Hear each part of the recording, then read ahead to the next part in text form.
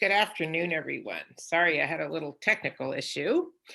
Nice to see everyone. We'll get started in about 2 minutes. We are recording, so I hope that's okay. I'm going to be admitting people and trying to manage chat and then doing the presentation all at once. So if I look like I'm losing my mind, it's true. So my name is Kathleen White, and I'm going to be doing a bit of the presentation and moderating, and then we have a guest speaker, Randi Wolfe from ECEPTS, and I describe her as the pioneer of early childhood intermediary functions here in the Bay Area. So she'll be doing a presentation with us, then we'll have a chance for questions. So first of all, welcome. Well, as I said, let's give it about 2 more minutes. I've got a lot of people to let in right now, and I can only multitask so much here. And thank you all for joining. Nice to see everybody. Kathleen, if you want to make me co-host, I'm happy to try to help with the. Oh, that'd be great. Thank you, Adele. Great, thank you. I will. I keep letting people in, and so your name keeps moving. So hang on. There you go. So nice to see everyone's faces. Adele, you're a co-host, so if you could admit people that I'm missing, that'd be great. Again, thank you all for joining. And if you could all just put your names and colleges in the chat, if you're not with a college or with a K-12 district or BACCC or somewhere in the San Francisco Bay region, just put that down in the chat. I'll be saving the chat, and as you know, this meeting is being recorded so that we can post it. We've had a few people want to be able to look at the recording because they're away this week. So, Kathleen, I still do. It looks like I'm not yet a host. Oh, okay. Maybe my name moved again. Okay, now there we go. Yeah, yes, thank you.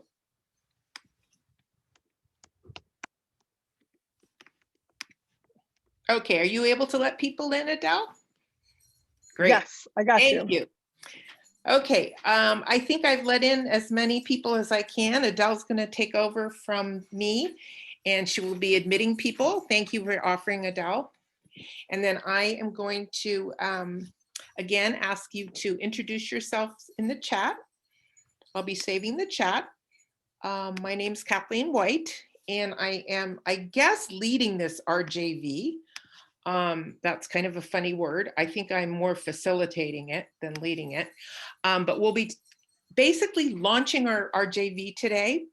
And then we have a guest speaker, Randi Wolfe from ECEPTS. And we also have many illustrious people joining us. And I'll be introducing them as I see them come in. Okay, so let me share screen. And if you don't mind, I'm going to use this weird looking format here, which allows me to still see all of you and do the slides. So can you see the beginning? Okay. Yes.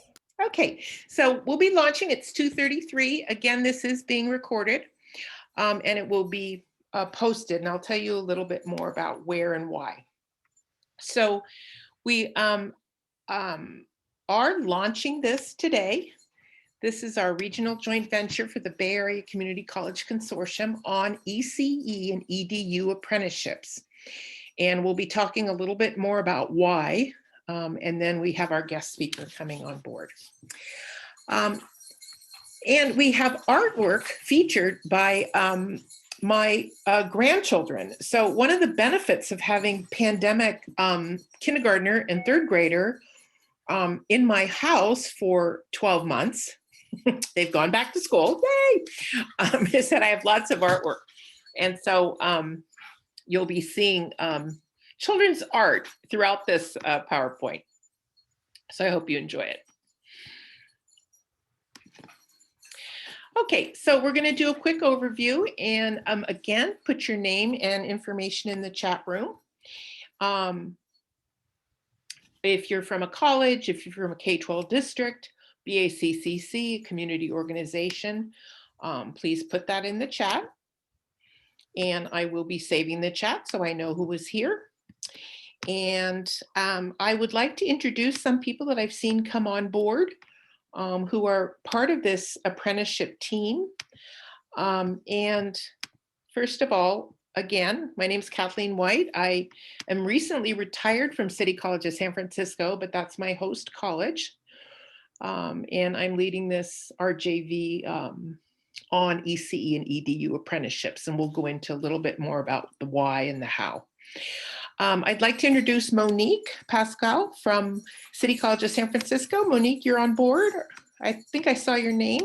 Yes. Hi. You want to introduce yourself quickly? Yes, I'm Monique Pasquale. I'm the Director of Apprenticeship and Instructional Service Agreements or Academies. And I work at City College of San Francisco. So nice to be here with you all. Great, thank you. And Monique and Adele are going to be doing a presentation in 2 weeks on June 22nd. I have information on that.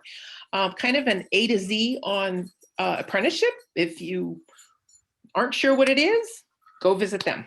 And so I have the link and all the information on their presentation, and it's on June 22nd. Everyone who would like to receive this PowerPoint, if you're on my email list, you will get a copy already with a link to the recording. But if you're not on my email list, if you receive this Zoom link some other way, make sure you put your email into the chat, because there's no way I will have you unless you put it in the chat. Tracy Burt, I saw you come on board. Do you want to introduce yourself? Yes, hi everyone. I'm Tracy Bird from City College, and we're just at the beginning stages of starting our apprenticeship program. Very exciting, and just glad to be here. I'm excited that there's so much interest in moving apprenticeships forward. Great, thank you. And so yes, Tracy mentioned that City College is just starting an apprenticeship with standards that were developed for the apprenticeship. You'll learn more about that. But today you're going to learn from Randi Wolfe about the ECEPTS model. And Randi's not on yet. She'll be coming on shortly. So we're going to skip to Adele Burns, who's Director of Apprenticeships for BACCC. Adele, would you like to introduce yourself? Yes, hello folks. It is a pleasure to be here. And as Kathleen said, I am the Regional Director of Apprenticeships for the Bay Area Community College Consortium. So I'm here to be a resource to all of you as you think about apprenticeship, and I'm excited to be joining forces on this RJV. Great, thank you. And so Adele is, her role is to help everyone understand apprenticeships, all apprenticeships in all sectors. And how we differ in terms of this RJV is we're really only focusing on ECE and EDU, meaning folks working in child development programs, TK, K-12, and after school and youth serving agencies. So very much focused on the sector. So we have models in our region. I know I saw Joya. Joya is our, the lead for a model at Berkeley City College that has now received a lot of attention, but really it's our groundbreaking model. They've been in existence in the San Francisco Bay region the longest. They were kind of the first. Joya, do you just want to say hi? And we'll be hearing from her more throughout this RJV as we move forward.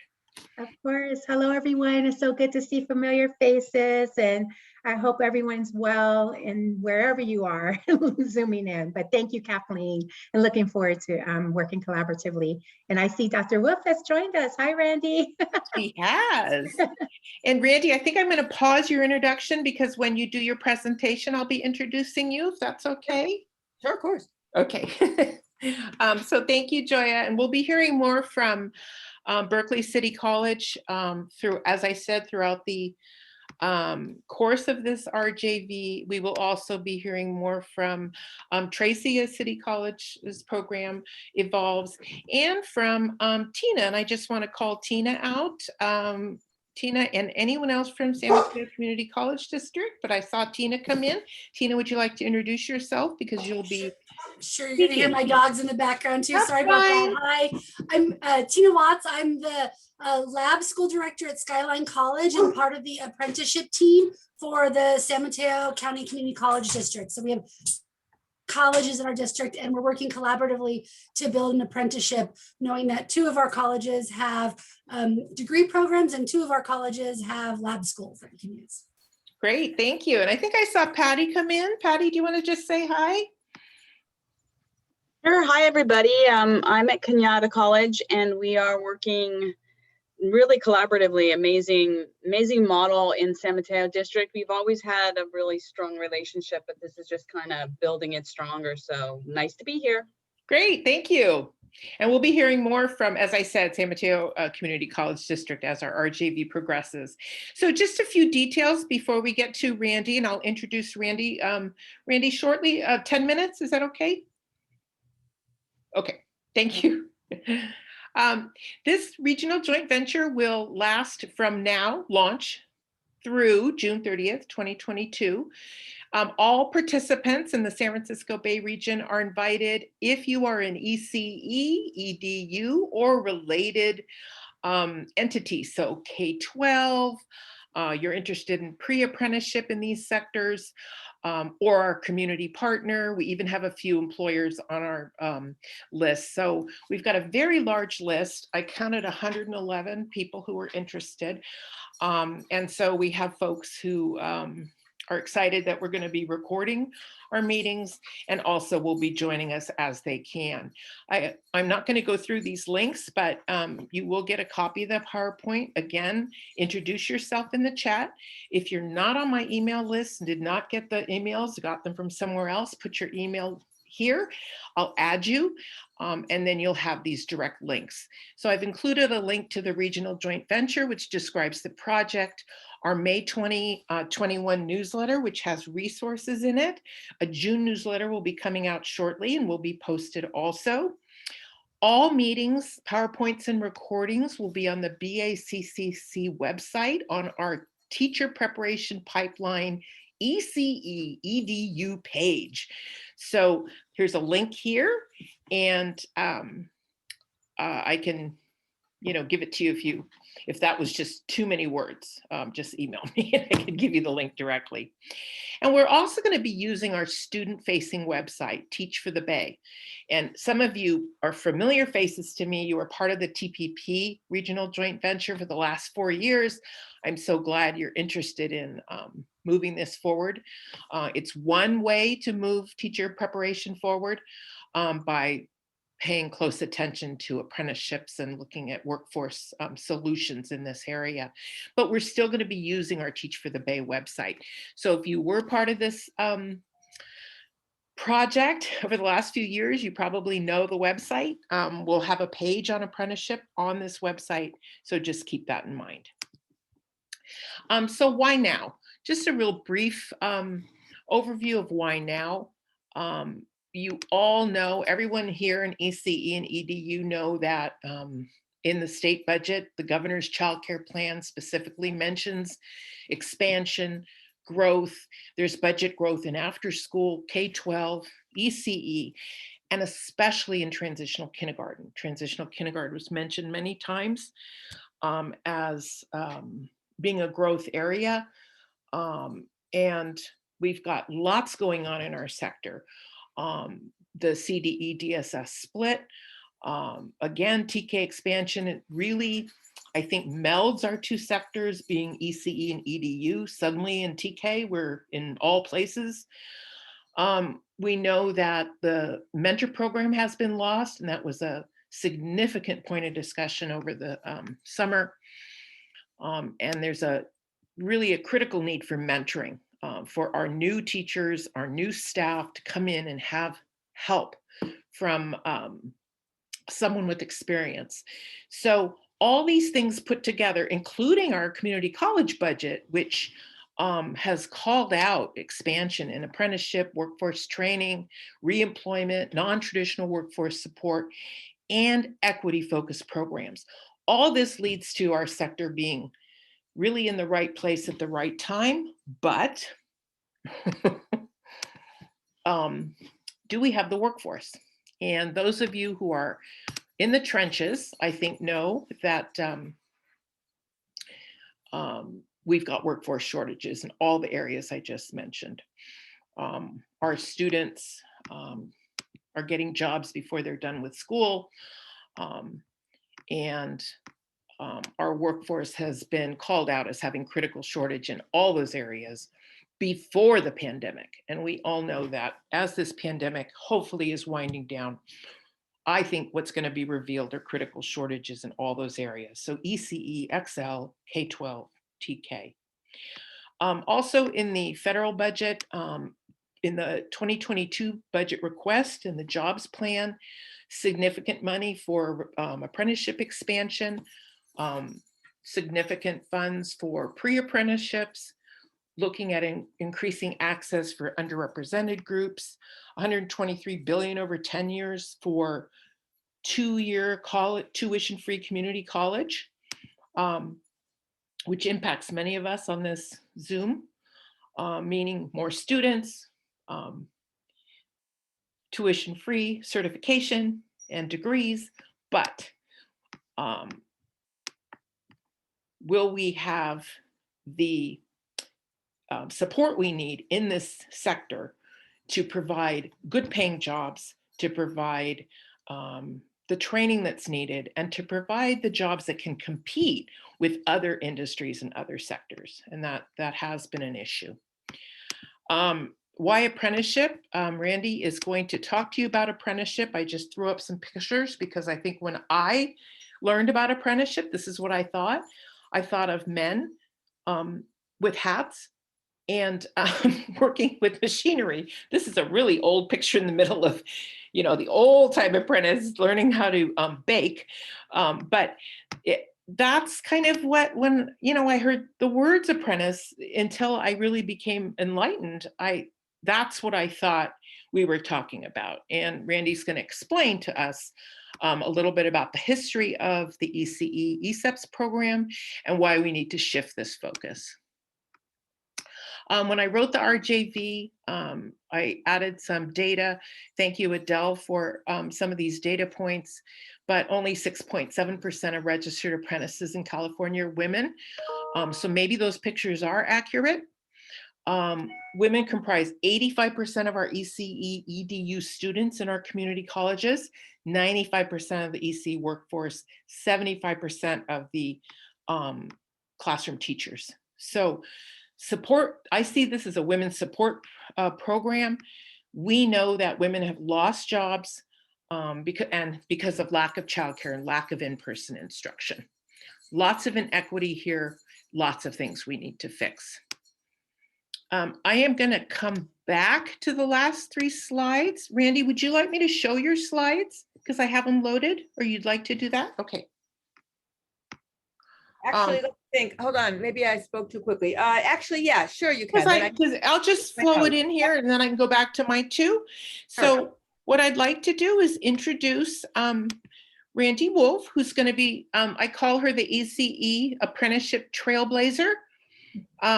And she's going to talk to you about the ECEPTS program, and then I'll come back and to some of my slides because we are on a time schedule here. So Randi, I'd like to welcome you and thank you for talking to us.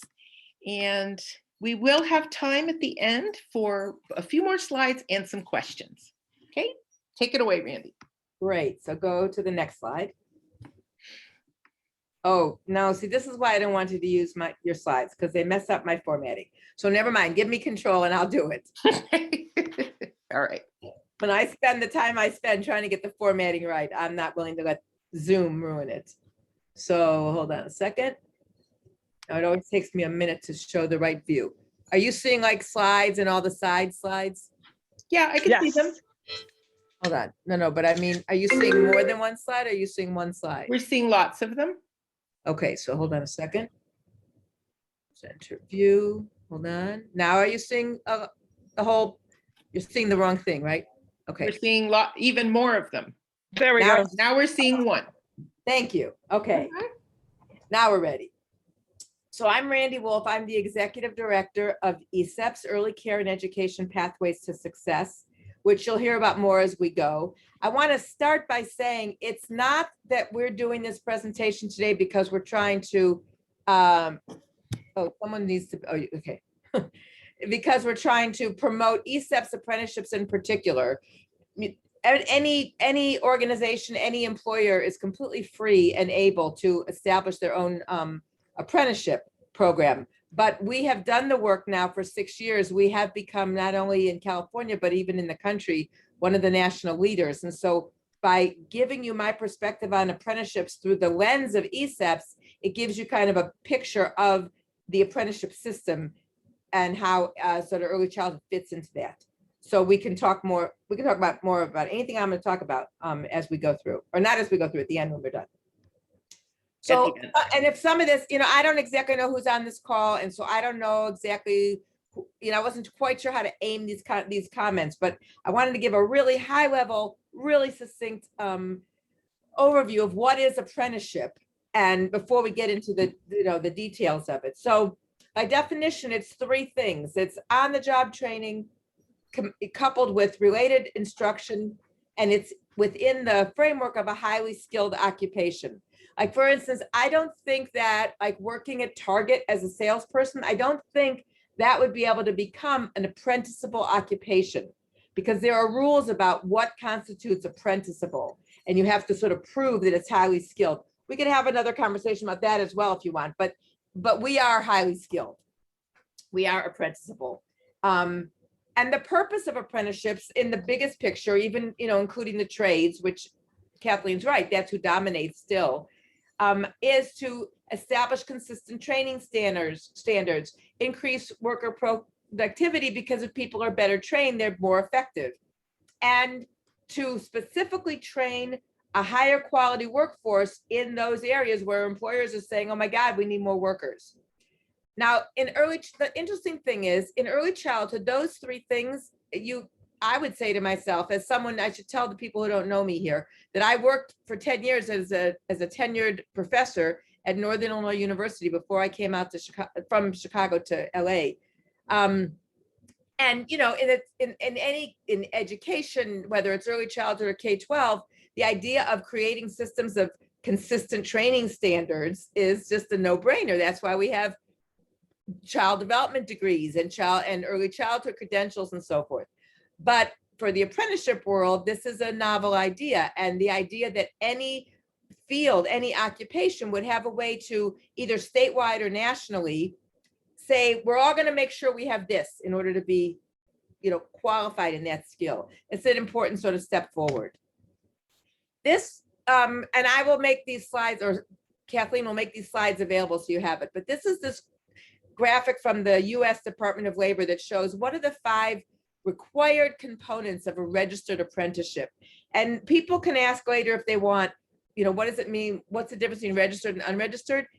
But I will tell you, it's sort of like saying, what's the difference between taking community college courses at a certified community college, or whatever word we use for that, and one that lost their certification? It's a little bit similar to that. Registered means you have gone through the effort and the time and the credibility for either the Division of Apprenticeship Standards or the Department of Labor or the Department of Labor to say, yes, this program is solid.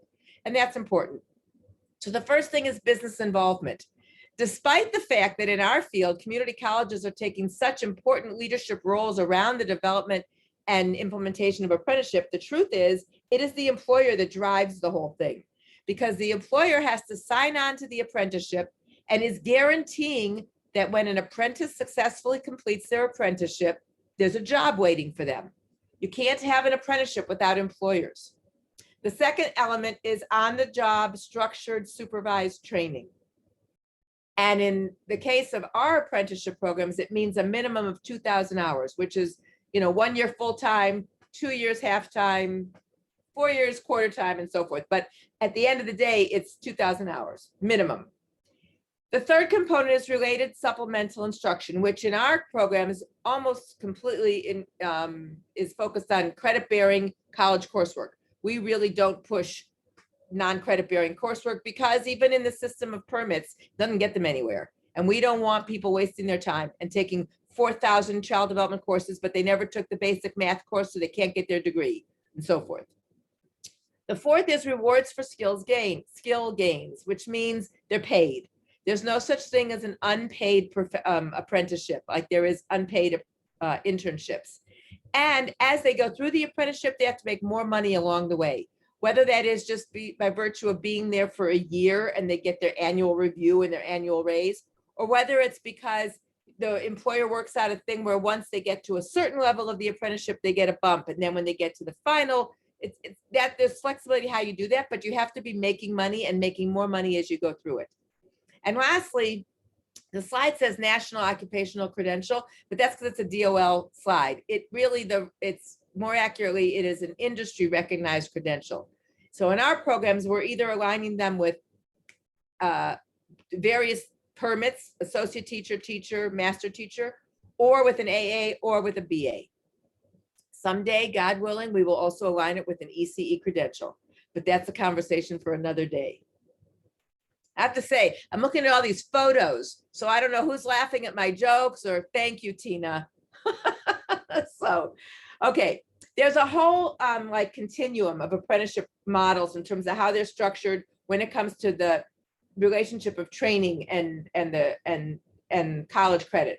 Ours, you see with the yellow circle, our programs are all competency-based, degree-oriented programs, which means you still have to have 2,000 hours, but on top of that, you also have to sort of pass a competency-based assessment. And we use both the the California CDE early educator competencies as the competency-based assessment. Now we're going to shift and figure out all the TPEs and all that, but our intention is to always be sort of at the state of the art when it comes to the various components of our programs. I won't go through this entire slide, but I will tell you that at the heart of this slide is Joya Chavarin's mind, because she's the one who made, over dinner one night, we sat and figured this out.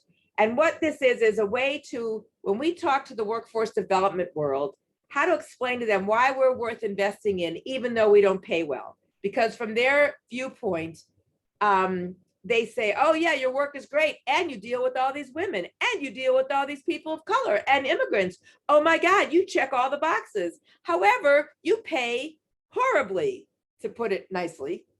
And we don't really want to put people in jobs that pay horribly. So this was one of the ways we came up with it. I'll just highlight a couple things. And actually what Joya brought up was, I'm going to highlight two things. One is that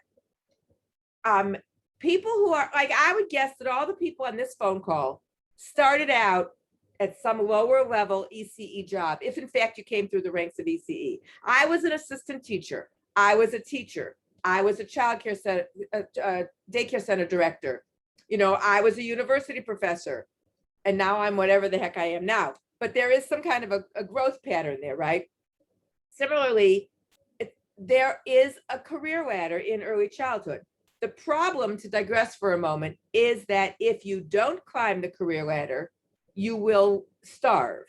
And so the thing I always say to people is, one of the policy issues for us as a field is we have to get to the point where somebody who decides that their passion is to work with 2-year-olds has the option of working in the classroom with 2-year-olds for the rest of their career and make family sustaining wages and have a career pathway in terms of increased wages each year and all the rest. Until we have that option, the way a 4th grade teacher has it, or a 10th grade teacher, or a college professor has it, then we're not done with our work in terms of workforce development. That said, at least we can say to the workforce development world, well, there is a career ladder if people keep working on degrees and permits and so forth. The other piece that this is really where Joya's thinking came through was, we in the field say, oh my God, we train these people and they stick around for 2 or 3 years, and then we lose all the best people because they go to healthcare, they go to elementary ed, they go to social services. And we look at it as a failure. And certainly it's a failure to the extent that we don't want our field to be a revolving door. And I agree. But so that's the downside. And on the upside, we know that the 3 years that person, that woman, spent in early childhood working with children, working with families, learning about diversity, learning about assessment and documentation, all the things they learn, wherever they go, what they learned is going to benefit them and the agency they go to. Because when they go to teach second grade, having gotten their credential and teaching, credential, their understanding of child development is going to come to bear. It's going to, be a strength. When they go to work in the human services in DCFS or some county department, their understanding of working with the community and families is going to come, is going to be beneficial. And so, yes, we're a training ground in certain ways, and it's not the ideal, but it's not a bad thing. So it's just sort of looking at glass half empty and half full, both at the same time. Okay, so ECEPTS was, hold on, I think my slides got, hold on a minute.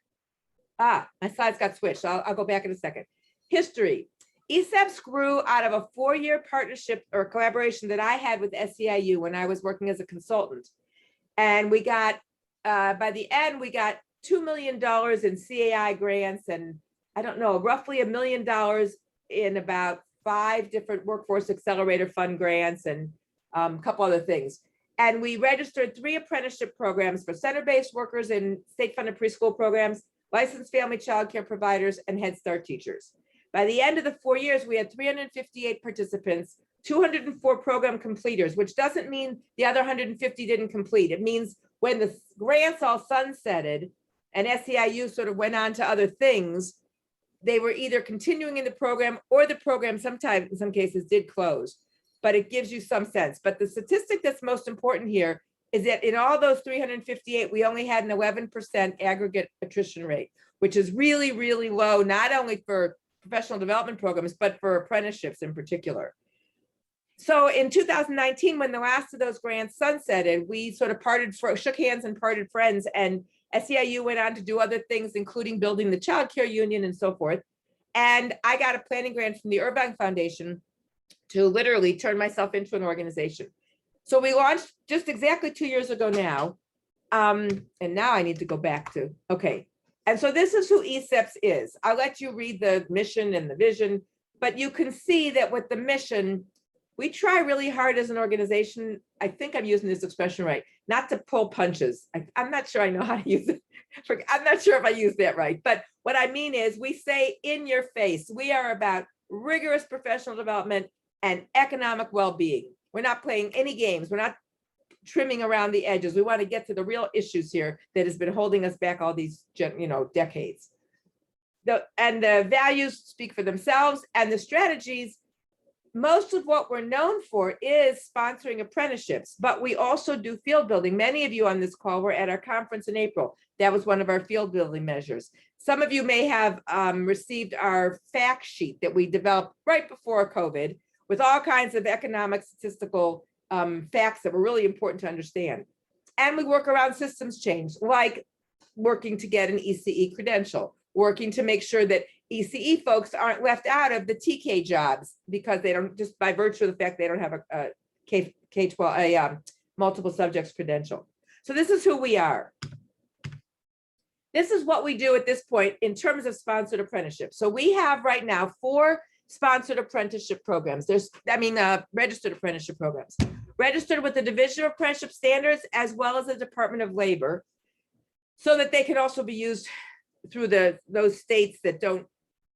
Division of Apprenticeship Standards only lets you operate in California. We wanted to be able to be more sort of relevant than that. The ECE Associate Teacher Apprenticeship, people end up with their Associate Teacher Permit. That's sort of the quickest, easiest one. We have cohorts for that program in Alameda, Riverside, and San Mateo County. And it's new, generally it's new workers. It's people who have nothing. They're coming in, it's an on-ramp. The ECE Teacher, same 3 counties, but it focuses on by and large on incumbent workers.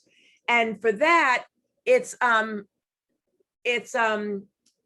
people who, for instance, are in a Head Start program and they have their Associate Teacher Permit, but if they don't get there, or they have their AA, but if they don't get their BA, they're going to lose their job.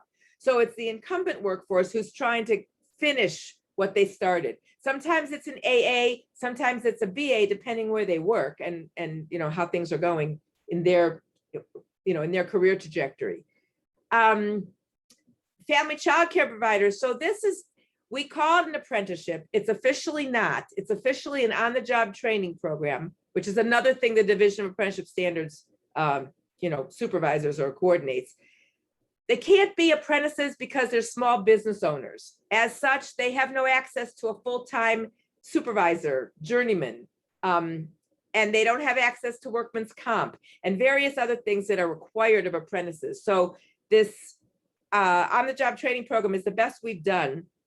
And I just learned yesterday that there's going to be about $100 million coming through one of the workforce development streams that's specifically targeting workforce training for small business owners. Doesn't have to be an apprenticeship, doesn't have to be an on-the-job training program, but it may be a way for us to launch like 7 or 8 cohorts of this program around the state. So we're watching to see what happens with the budget.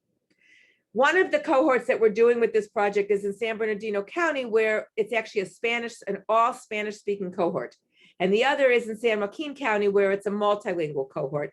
And those of you who know Marlene Zepeda used to be from Cal State LA, is working with us as a consultant to develop not DLL stuff relative to working with those children in family childcare. I mean, there is access to that kind of information.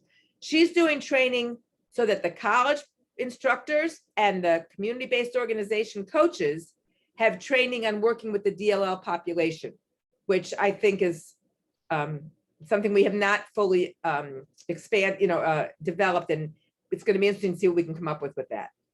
The home visitor apprenticeship is in Los Angeles County in Antelope Valley. And I don't know how much this goes on in the Bay Area, but in LA County, there's a very large ECE home visitor consortium that has been going for years. They get lots of money from the LA County Department of Mental Health to offer. This is not public health home visiting. This is like Parents as Teachers and Healthy Families America and things like that. Anyway, so we are now training a cohort of home visitors who they themselves received home visiting when their children were younger and had a successful experience. And now they're going to be able to sort of come back with that level. So it's merging the Promotora model with college coursework. So that's that program. Then the last is what we call Careers with Children and Families, which is our youth apprenticeship programs. And let me clarify for anyone who's confused, there is no such thing as a youth apprenticeship. It is an apprenticeship in which the apprentices are young. So our youth apprentices are part of the Early Care and Education Associate Teacher Apprenticeship, but they start as juniors in high school and take dual credit coursework. So they grad and do summer field placements. So they graduate high school with an associate teacher permit. Then they go into the community college and continue to be able to get their AA and their teacher permit or whatever, however it's structured. So that's what we do. At the moment, we're working with about 8, it sort of depends, but about 8 or 10 community colleges in 7 counties. And I'm not exaggerating when I tell you that we are getting calls weekly from new colleges, new employers, new first fives, which is really kind of amazing. So this is, there's no question we're in a very fast growth mode. Whoops. Uh-oh, why am I not? There. This is what we think of as a secret sauce to our success, which is the reason we have, it's not a mystery, the reason we have an 11% aggregate attrition rate is because we understand our student population and our working population. And so we provide the academic and professional supports that are necessary. Again, borrowing from, I don't like taking credit for things I didn't think of, but borrowing from Joya's expertise, we adopt a no-fail policy. And that doesn't mean that, it doesn't mean what it might mean in a college setting. It means we set things up so that our apprentices will not fail, not because we've lowered the bar, but because we've made sure to attend to the things they need. If they don't have laptops, they get laptops. If they don't know how to use their laptops, they get technology training. We don't expect our apprentices to go to by and large, to go to the college campus. We have too many stories of people who, they're first generation college students, or they're in their late 40s or 50s and have never stepped foot on a college campus. And navigating that system is just too intimidating. So we have the instructor come and teach in a community-based setting, in an R&R, at a big Head Start program. And everything we do is with cohorts. So we don't send our apprentices off to two people in this program over here in this college and 2 over there. we have 25 or 30 students taking the classes together. We have found that the empowerment and social and academic support that comes through the cohort structure is invaluable. When we've needed to, we offer in-program childcare. If we're offering courses in the evenings or on Saturdays, they all get coaching and so forth. Mental health services is the thing that it is so important. And I can't tell you that all the programs have the money to do it. But Head Start, our biggest program is the Head Start program in Alameda County. Head Start has mental health service funding in their budget. So they have the luxury of doing that. And it has, to me, it has set the standard. So now we try very hard to include that funding in our program budgets. This is just to show you that we have at this point a very diversified and growing funding base. And that's important because, well, two reasons. One is too often people in the community who are embedded in the community college system think the only funding is CAI grants. And I got to tell you, waiting for CAI grants to come out is like waiting for paint to dry. It doesn't happen quickly or efficiently or predictably. And it's not that it's a bad source, it's a great source of funding. CAI is a great community of learners, but they don't excel at being fast at getting their money out the door. The significance in this list of funding is at the moment, we have a CAI grant for the home visitor program in Antelope Valley, but that's all. At the moment, almost all our funding comes through the workforce world and almost none of it comes through ECE. That's ridiculous, but that is the situation. Maybe that's going to change given the current budget that's about to come out, but I'm not going to, what is it? I'm not going to sell the farm or something, bet the farm. I'm not going to bet the farm. So, but this is also to let you know, there's a lot of interest in funding apprenticeships out there and in funding intermediaries like ECEPTS so that someone who's new to this doesn't have to learn everything we've learned over the past 6 years. And that's the end of the slides. So let me stop sharing. I wasn't watching the clock, so I have no idea if You're ahead of yourself. So it's going to give me time to go back and finish up. And then we have some time for questions. Was there anything else you wanted to add, Randi? No, I was just going to say, I don't know what your last two slides are. I was just going to say I wanted people to have a chance to ask their questions while it was still relevant. But if your slides aren't going to take us well, of course, it's fine. Well, they might. So we can have some questions for Randi right now, and then we'll go back to a few points. Okay, sure. And I want to add one thing, and feel free. We're an okay sized group. I think if you have a burning question, just unmute yourself and you can ask. I think it'll be nice to hear each other's voice. I just want to add that New America had a New Ways to Work Zoom session today, which I listened to, and Mary Alice McCarty, who's labor and workforce director for New America, had, pretty much a statement that I think really applies to our sector.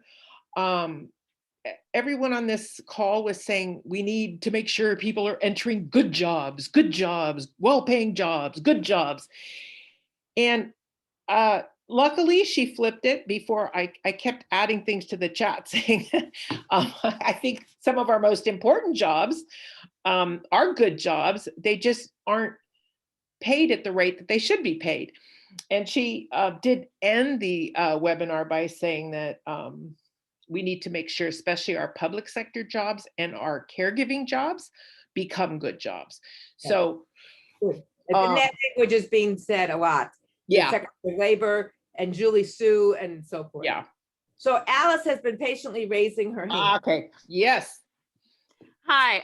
So, we've got lots of ideas about apprenticeship and everything. I guess the place that I'm wondering is where do you start? Do you start by seeking out workforce partners, or do you start by seeking out funding, or do you start drawing up a model and then go out and look for partners? What do you suggest is the first step? So there's not a clear pathway, and it's a little bit of, it depends what, like if you already have really good relationships with your local workforce development board, you're going to go a different path, right? But in general, what I would say is the first thing you need to do is connect with employers in your area. Okay. Because like I said before, you can't have an apprenticeship without having employers who are saying, we will house these apprentices for their 2,000 hours. And we will, you know, guarantee in quotes that there's a job at the other end of this rainbow. I should just mention, this is one of the reasons why you often want more than one employer, because let's say you have a cohort of 20. That means you have to place 20 people in, you know, part-time to full-time positions such that they earn 2,000 hours of paid employment, right? And it's entirely possible that one particular program doesn't have room for 20, but they might have room for 3. Or they might have room for, you know, 4 this year, but next year they might have none. And so you need to actually have enough employers that you have a pool. And then when it comes to the jobs at the other end, the way the rules are written, they don't have to, like, let's say I'm placed at ABC school. But when it comes and I'm finished my apprenticeship and ABC school happens not to have any positions at that moment, but CDE school that was also part of the apprenticeship does. I can take a job there. So the idea is you're going to get employed by one of the collective. So that's the first step for that reason. The other reason, though, is the idea behind apprenticeship is you're meeting the local workforce needs.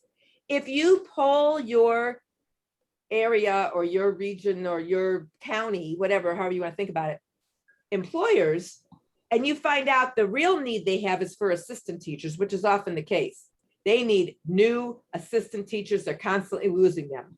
Then what they need is more of a program that ends with a associate teacher permit. There's no point in doing the work and the effort to launch a teacher apprenticeship if the employers around you say, we have plenty of teachers, that's not our problem. So you want to sort of get a read on what your employers in your area need, and then develop a program in partnership with them that meets those needs. So that's sort of all that part of it.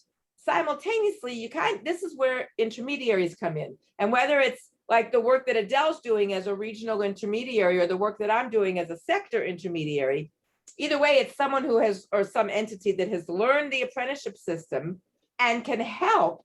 Because so the DAS, you can go on the DAS website and there are people throughout the state. I can't remember what they're called. Are they called liaisons? Aaliyah, do you remember what they're called? They're liaisons? called consultants. Consultants, thank you, that's right. Every region of the state, I forget how many there are, but how it's defined, but anyone in the state can go on the DAS website and you will find your local DAS consultant. And that person's job is to help you develop a program, which means they help you write the standards and learn what that even means and what documents you need. There is a great range of competency among them.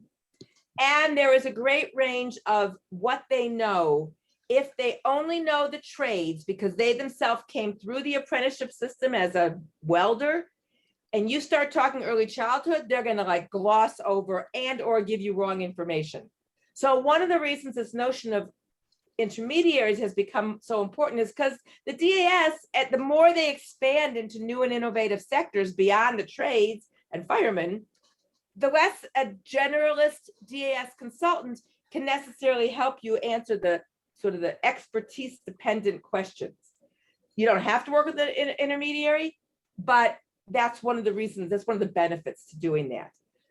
I would also say though, if you do go to a DAS consultant and your impression is, okay, this person is just not helpful, try another one. As far as I understand, you're not forced to work with a particular one, and you can find some are really, really good. It just depends. So that's what comes to my mind. Mm-hmm. Great, thanks. Thank you, Alice. Thank you, Randy, for being part of this RJV too. You will have a chance to meet some of these people.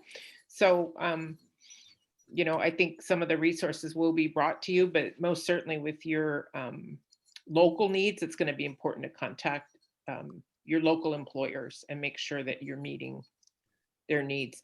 Part of community college departments, though, is that we have advisory committees filled with employers and community folks. So you should be documenting those needs based on your advisory committees and what they're saying they're having a hard time with. Also, we do have some folks here representing EDU. And so the entry level TK to 12 positions, the positions that get folks started in TK to 12, also have to be considered. The school-based jobs, after school, tutoring, teacher aide positions, etc. And I also want to just, sort of give a shout out to Adele, because I suspect Adele would have enough insight at this point to not steer you to a consultant who's going to be not particularly helpful. It saves a lot of time and aggravation. We once had, I'll just tell you so you don't think I'm just being catty. We once had a DAS consultant who had to print out for us the graduation certificates that you get when you finish your, it's a mail merge, right? It's a certificate. You mail merge it, each person's name and their job title comes out. They did it, they made some mistakes. So they had to rerun 6 of them out of like 40. And it was going to take them 10 days to rerun those 6. And then they were going to mail it to me by FedEx. I was in LA. This was in LA. So it was going to take like 2 weeks. So when I tell you they're inefficient, I'm not just like being nasty. When you got deadlines, you got people, you got programs, you got a graduation night plan. It just pays to be careful who you work with. That's all I'm saying. Well, yes, I put Andrew Lee's email. He's one for the Bay Area. And I totally agree with everything that Randi said, that if you don't get responsiveness, you don't have to work with that person. You can branch out. I also want to recognize that Nadia has also had her hand raised. But the problem with the little symbol is you can't do this to it so that we really see I know. And we will be inviting Andrew Lee to one of our RJV presentations, just so you could see who he is. Nadia, you're muted. Yeah, I know. Yeah. So Nadia is my name, sorry. and no worries. It happens all the time. So the question that I have is connected to a point that you brought up about early childhood programs being kind of a dead end. And so my long-winded question is, a roundabout question is, I feel like one of the challenges that's going to happen with transitional kindergarten is that that's going to provide a pathway for people to be able to, those who are eligible and can do it, to move up and move out and make more money. And we're going to be left with a group that's working with infants through 3-year-olds. That continues to be put down by being called childcare. Even President Biden was like, we want real school, not childcare, right? So when I think about this apprenticeship model, one of the challenges that I foresee, that I'm curious how you think about it, is that a lot of the bigger agencies like Head Start or maybe a school-based program can do these, but a lot of the places where folks are working with birth to 3-year-olds, I don't know, they tend to not have funding to be able to guarantee pay raises or a certain rate of pay, or maybe even employment at the end of it. And so I'm just curious what's your experience been with that, because I feel like we're continue to create a 2-tier system, and that's going to just increase, I think, with TK being broadened. So that's such a good question, and it's got so many pieces. So don't even get me started on the essence of what you're asking. But let me say a couple things. The first thing I want to say is I am not in any way minimizing or denying or ignoring the real issues you're raising. And at the same time, apprenticeship can't solve everything. Nothing can solve everything. And I think in ECE, we sometimes err on the side, we throw out the good enough because it's not perfect. And that's a strategic error. So there's a lot to say about that, but it takes us so let me try and be more specific in responding to what you're raising. One, I'll tell you the thing that most comes to me. We've done a lot of work with family child care providers, and all the folks we work with are people, we're not working in middle-class communities in any of our projects. We're working with low-income communities with low-income workers and low-income agencies, right? And you're right. In our world, Head Start looks like it's, the gold standard, but it still pays like crap compared to the K-12 system. So, it's all relative. But with the FCCs, we hit an interesting problem, which is they're all getting paid through the state reimbursement system. And we had to explain to the state, who requires that people in an apprenticeship get paid at least minimum wage. We didn't admit that, in fact, if you do the math, they're not getting paid minimum wage, because we wanted to get funding for this program. So we had to come up with this chart that showed, if you have 2 infants 5 days a week and 3 toddlers 2 days a week and so forth and so on, it adds up to X amount per month, which if you divide by 4 weeks and 40 hours a week, bingo, they're making minimum wage. It was ridiculous, right? But then, okay, so now we could prove they were making minimum wage. So now that was box 1, barrier 1. But then the question was, well, how do they make more money as they go through? These people never get a raise, right? When was the last time we had a COLA for the state reimbursement system? An annual, right, COLA, which we should. So what we did, it's not a solution, it's just was a really good stopgap. We put stipends into our grant. And I want to tell you the reason we were able to is because we had a particular grant that had really big flexibility in how we could spend our money. Most grants will not let you spend money on wages because what they say is, why should we pay for wages? These people are working and they have no understanding of what it means to work in a small nonprofit. Never mind running your own small family childcare thing. So we worked stipends into the thing. So after 4 months in good standing, you started getting $100 a month. After good standing meant you were taking a college course, you were being coached, you were working, you were open for business, and you had at least 3 children, I think is what we said. Then after 4 more months, it went to 200. And after 4 more, and then every 4 months, it went up another $50. By the end of the program, some people were making $450 a month, which was, real money. That part was great. And I think they'd earned like $3,500 over the course of the 2.5 years. The problem was when they were done, the money stopped. So it's like a bonus. It's not like a raise. It's kind of that dilemma, but there is that kind of a thing. Now, in the meantime, for us, as part of our advocacy, and some of the people on this call have heard me give this tirade, we have to have a tiered reimbursement system so that somebody who's running a family childcare program and bothers to get an associate teacher permit has an incentive to do so, because when they're done, their reimbursement rate will be higher, not because they've got 1 extra infant, but because they got more training. And right now there's no such incentive. So that's what I'm saying. Your question goes like this, right? So stipends within funding is one sort of thing. The other thing is, so the work, in a way, if you really want to take seriously getting into the apprenticeship world, you have to take seriously getting into the workforce development world, because it resides there. You know how every college has strong workforce dollars? Every workforce development board has a lot of money to give out to fund all kinds of workforce development programs, including apprenticeship. But they have their pet projects, and their cybersecurity, advanced manufacturing, IT. I always forget the 4th one, but you get the sense, you get the gist. When it comes to being outside of the trades, their idea of new and innovative are these other fields that, green industry. These fields that don't take that much training, and you could make $50,000 a year after 1.5 years of an apprenticeship. I don't blame them for focusing on that, but that's not going to get us where we want to go. And that's why we still have 7% of apprentices in California are women. So only 7%. So you have to get to know your workforce development board. You have to get them to respect you and understand you. And this takes building relationships and building alliances. But we had a big success recently in LA. We needed money. Our home visitor apprenticeship is exactly what you were talking about.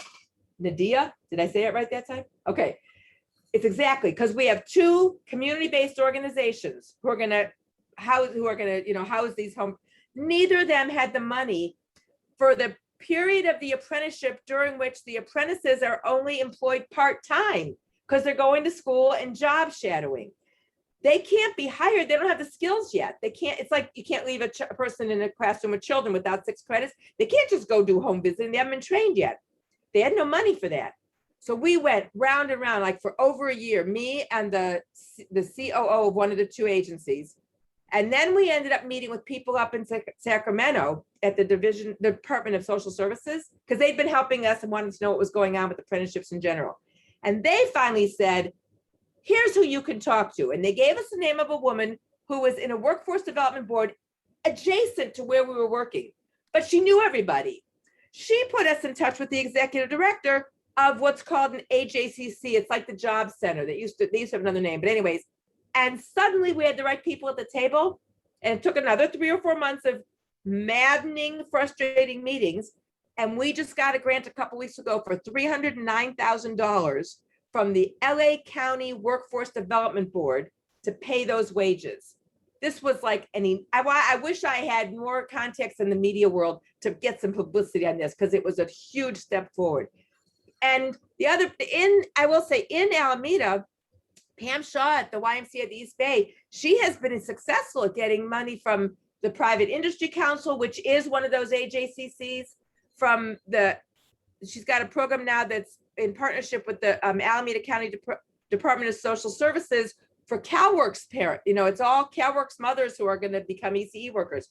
But this is what it takes. So what I'm saying to you is the real answer to your question is you can't depend on the ECE agencies. They don't have the money.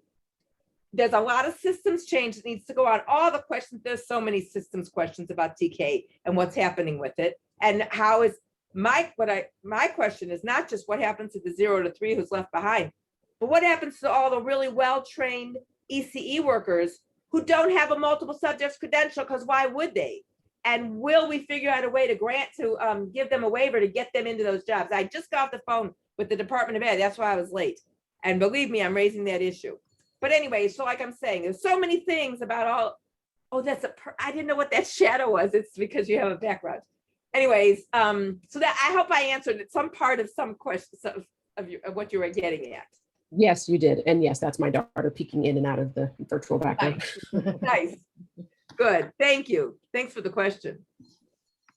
Anybody else have a question? These are long-winded answers. I apologize. Eric? Yes. Yeah, I have a question. You mentioned I work at an adult school, and I was wondering if you have any partnerships currently with adult schools. We'd love to hear about that. And if you have any you're working with, if you could let us know who is, so that we could talk who the adult school is, so we can follow up and ask questions with them. So in a couple months, I'm going to have more to say on this, but I'll tell you what I know. We are actually the same woman I told you who they put us in touch with, who then put us in touch with the right people. But in learning it, she said, wait a minute. She's in Glendale. She said, I want you to come to Glendale. So now we're having a whole bunch of conversations. She wants to start all kinds of programs in Glendale, and she is the Workforce Development Board, so we don't have to cross that bridge.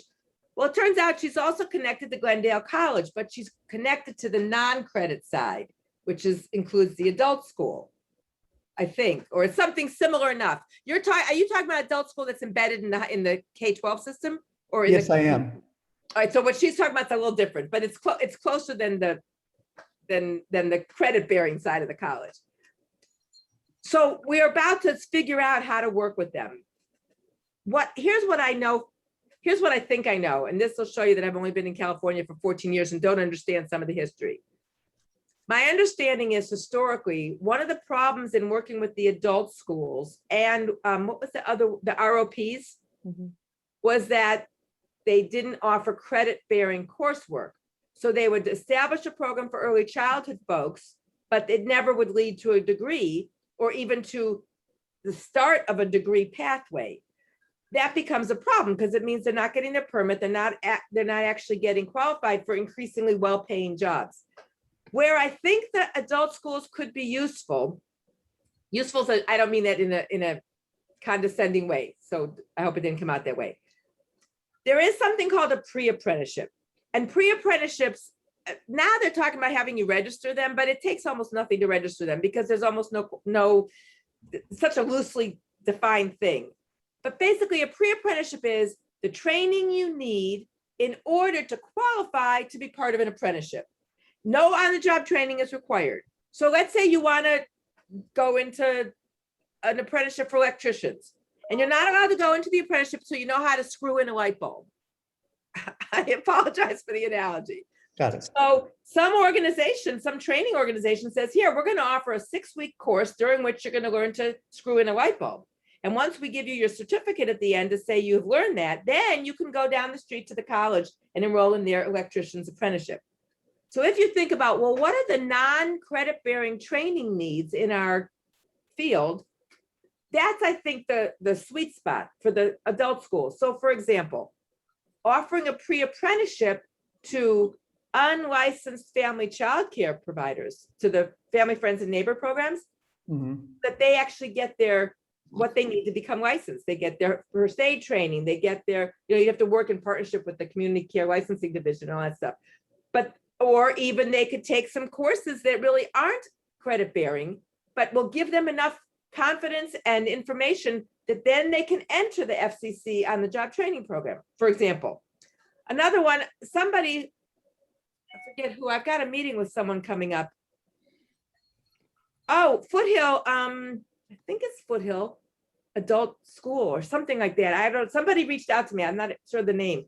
They're thinking of trying to develop something where they can work with the ESL folks to improve their language, English language skills, to the point where they can then qualify for college courses. So that's, I think the challenge is to figure out, like I said, what's the non-credit bearing stuff you can offer that will put people on a pathway and not take them way off course and waste a lot of time and effort, but an efficient pathway that from which they can then get to the next step on the ladder. That's as much as I know. In 6 months, if this thing with Foothill comes through and the thing with Glendale comes through, I'll have more firsthand experience with that. And I believe Foothill is on this call. I was, before Jennifer's got her hand raised, also another role that the adult ed and ROP programs can play is college preparation, actually helping adults understand how to enroll, what study skills they need, what kinds of skills. Soft skills, absolutely. Soft skills, technology skills, Yeah. all that stuff that really is going to make it possible to go to college and not sink. Successful.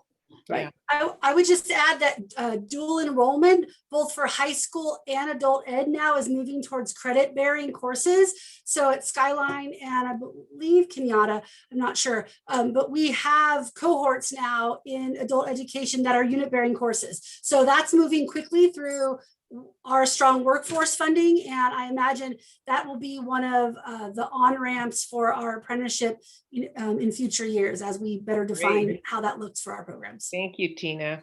And I just want to mention before I pass it on that, yeah, we have we're together with Monterey Peninsula College. So we do have a articulated class for credit in the ECE, but as we are looking at the soft sweet spot, as you mentioned, like the pre-apprenticeship, because we have some students that need that, whether ESL or low, Right. lower, need that before they go on to the ECE Absolutely. class. So That's that's a what- great strategy.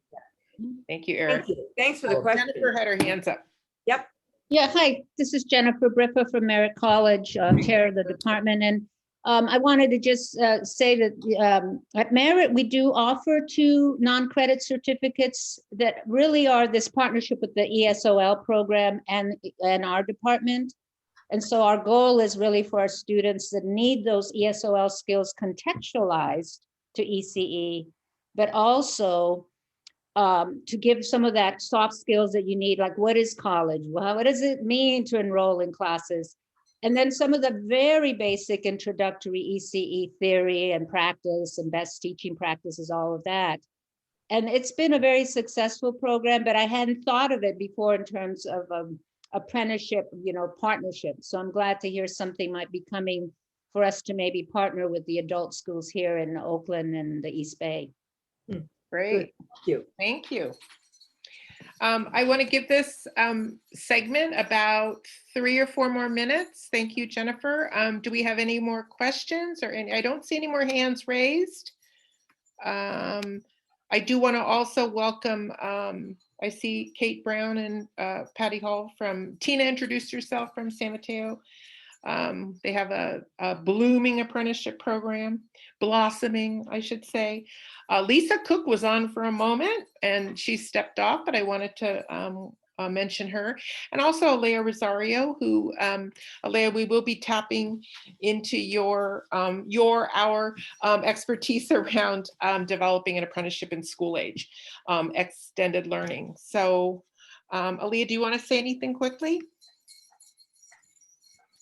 Just that I can add that I can also make connections and help bring in employers that are after school and expanded learning providers that I think is connected to what you just shared, Kathleen. Sort of we're looking at this model and we can also bring in employers to work with the programs that you all are developing and talking about.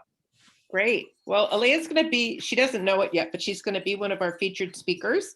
As soon as we get, I'm on a committee with her. That's why I keep saying we. I'm not imagining people next to me here. But as soon as what we're working on gets a little more solidified, I think we could roll it out with this group.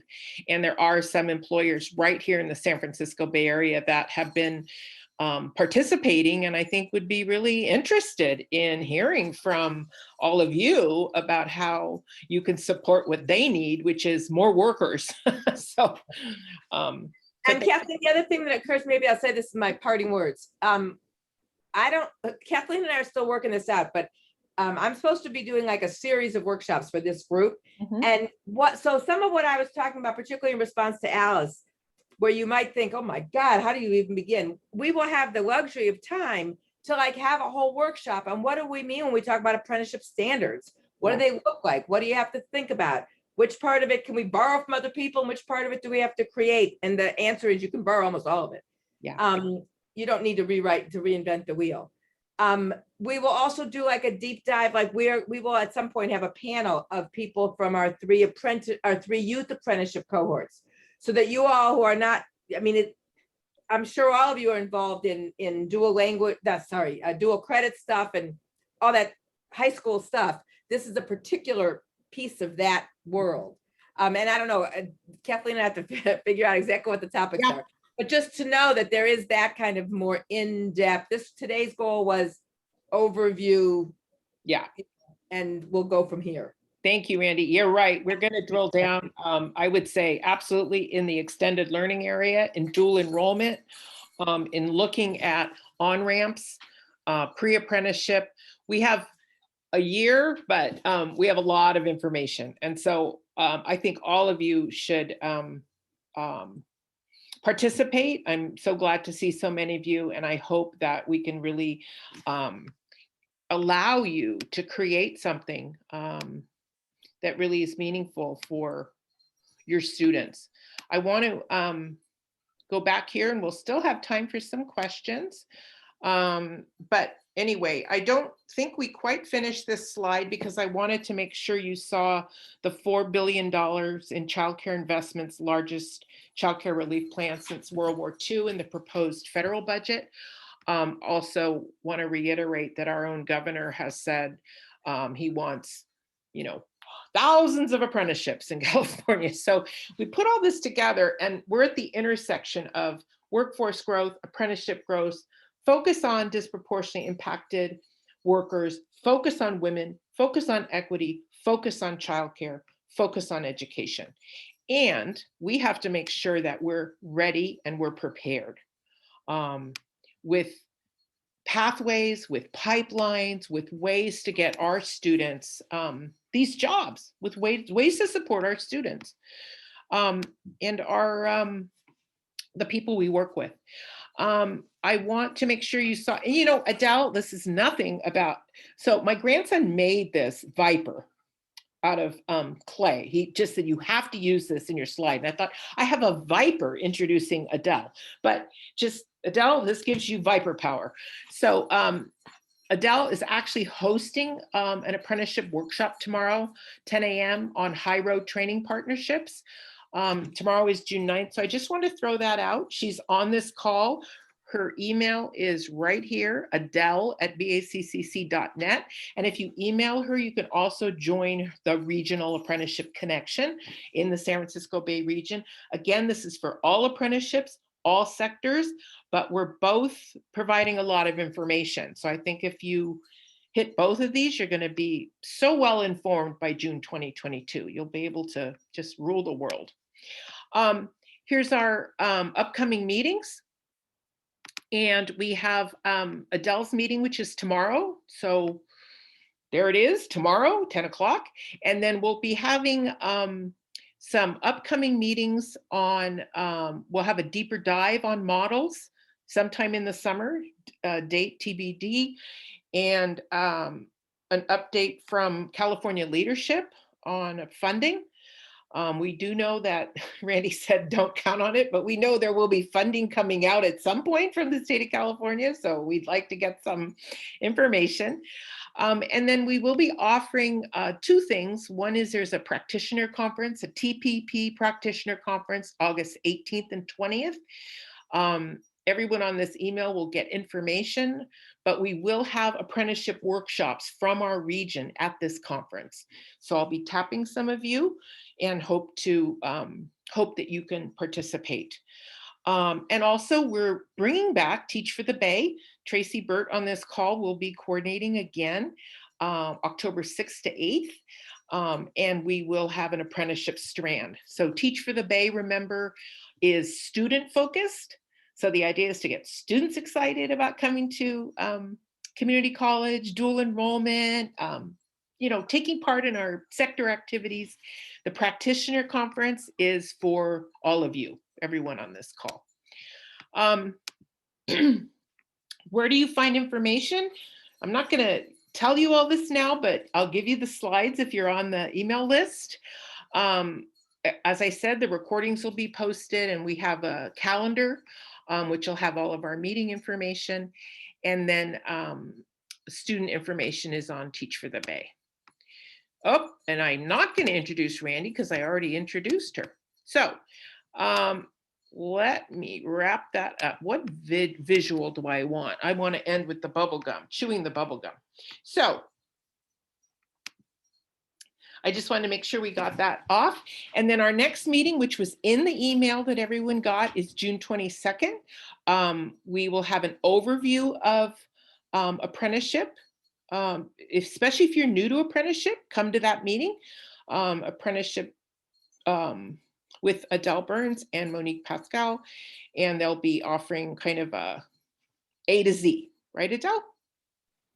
Yes, yes, absolutely. And one thing that I would just add, Kathleen, is so the group that Kathleen mentioned that is meeting tomorrow, it's the Bay Area College Apprenticeship Connections. So it's anyone across all the 28 Bay Area community colleges working on apprenticeship.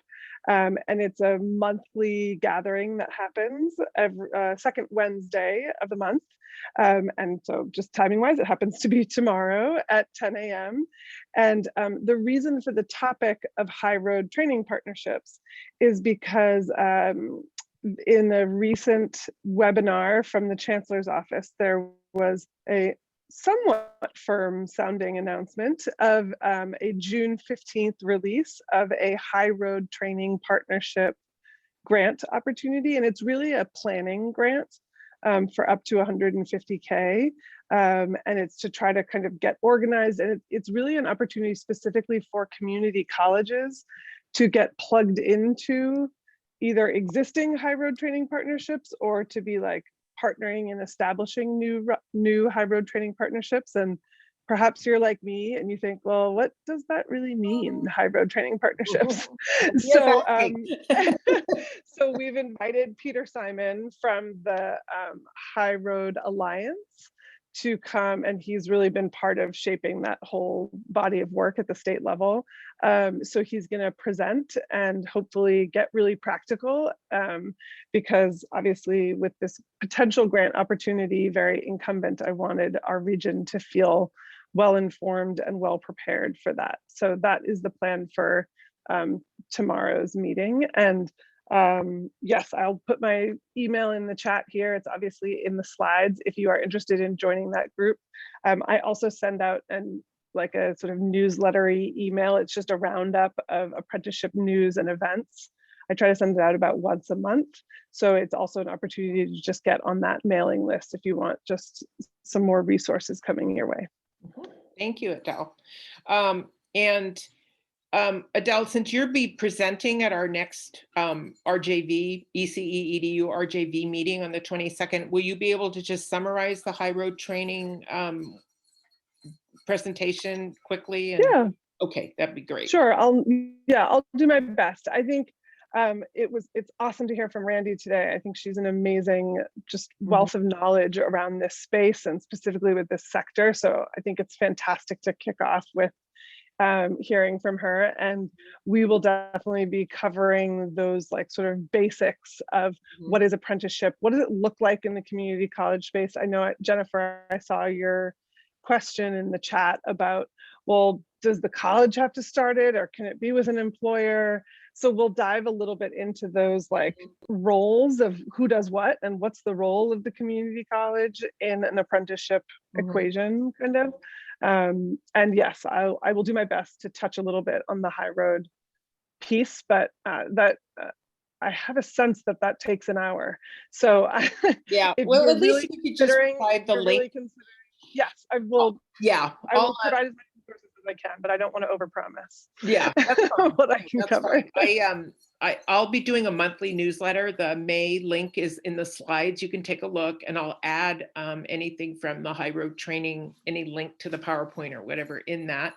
There's just going to be a lot of cross information because, again, our sector is, when Randi mentioned pet projects, our sector has not been anyone's pet project until very recently around apprenticeship. It just hasn't. I couldn't even find any pictures online of apprentices in working with children or youth. So they were all welding or doing electrical work or had, working on cars. So when you just try to Google apprenticeships, and that tells you a little bit about what's out there. Also on this call, we do have some K-12 folks. In addition to, you heard from adult ed, we've also got K-12, and I know they were very interested in pre-apprenticeships and dual enrollment. Do we have any other questions? We have about 5 minutes left. Comments, questions, or since you have all of us here, any needs, burning needs that have not come out? I've been taking notes about what questions people have asked, but any other burning needs? Randi, do you have any items to add? Nope, I'm good. Okay, burning needs. Joya, any words of wisdom from you as the our model? I just want to say thank you, Kathleen, for all of it. Just kicking off the RJV. Thank you, Randi, for your nuts and bolts, and Adele. Such an incredible team. I'm looking forward to the rest. Joya, you broke through, you were the, what do you call it? The tugboat. You were the tugboat and breaking through. So we're going to be learning from you. We've got Skyline and City College trying to start up. I think hopefully we'll be successful and you can all learn from us. But we have our, we have to. Why it was cruise line, not the tugboat. The what? The cruise line. Yeah. Well, I kind of think of the hard work. It's always harder to break the ice and go through the icebreaker boat. The one that goes through all the got the analogy. I just didn't want her to be a Hey, Kathleen, I was just going to say, I had an opportunity to have a conversation with Joya recently about all this. And I mentioned to her that I thought maybe something that would be helpful is just, I don't know, when I was talking to her, she's like, there's this funding source and this funding source, and you can weave these funding, I've never been a director of a child development center. I have no idea how to weave funding together or find funding. And all of it is kind of, as has been mentioned, sort of outside of ECE, right? A lot of it is this workforce development stuff. So it may already be part of the plan, but I just feel like I need some real basic, here's the types of funding, here's why you might want to try and pursue them, and then here's how to do it. Great. That seems really helpful. Thank you, Nadia. We did plan on talking about money, even including things like Hispanic Serving Institution funds. They've funded pathways and pipelines. Some of us have access to, funds. We have a National Science Foundation grant of STEM teacher recruitment. Yes, apprenticeship would fit, absolutely, because we're looking at getting people into the pipeline. So it's just, I guess, being creative. We will have a funding resource meeting. Two things I would just throw in. One is, it is no joke that the main reason we can't get more funding is because our wages are so bad. And we're not going to actually maximize the opportunity of apprenticeships before we address that. Yeah. It just is what it is. And so in the meantime, we're doing everything we can. That's what we do in this field, right? But I just want to say that up front, so we're not kidding ourselves about that. Yeah. And the second thing is, I don't know what's going to happen with these literally hundreds of millions of dollars that's coming down from the state to the workforce development world. But I know one of the things they're talking about is funding intermediaries, so that you, like Nadia, you wouldn't have to go for funding. If you came to me and said, my school wants to develop an apprenticeship, we want to do this particular apprenticeship, we have these employers, whatever, we have the pieces, or even said, help me get the pieces, right? We would have the money to say, okay, we'll pay for the textbooks. We've got the funding for the, the technical assistance, whatever. Instead of them doing it now, which is sort of backwards, which is you have to get a grant and put me into your grant, which is a whole lot harder. Now, I take them at their word that that money is coming, but like with the CAI, I'm not holding my breath, but I do think it's a reality. That is a new thing. That's a new part of the apprenticeship world, not just for ECE. They're thinking about this whole intermediary thing across the state in all these different sectors and across the country. So it should make things easier and more straightforward. That's the hope. Thank you, Randi. That's really critical. Let's hope that we see some of this progress during this RJV, because all Nadia's questions, I think, could be echoed by many of our partners who aren't even on this call because they don't have the questions that answer that they need. So thank you. You're right. We need lots of intermediaries and we need some expertise. So, well, we're all here to help you. I'm going to sign off. I want to make sure that we have respect for your time. Our next meeting is June 22nd. You've gotten the email. I will send you links out to the PowerPoint. Randi, thank you so much. If we can show, how do we show these little virtual hands here? Hang on, I got the little virtual hands. Okay, woo. Thank you very much. You'll be hearing from all of us. Thank you, all of you, for being here. Adele, thank you so much. Joya for breaking the ice, and let's stay together and let's grow this thing. Thanks, Kathleen. Thank you all.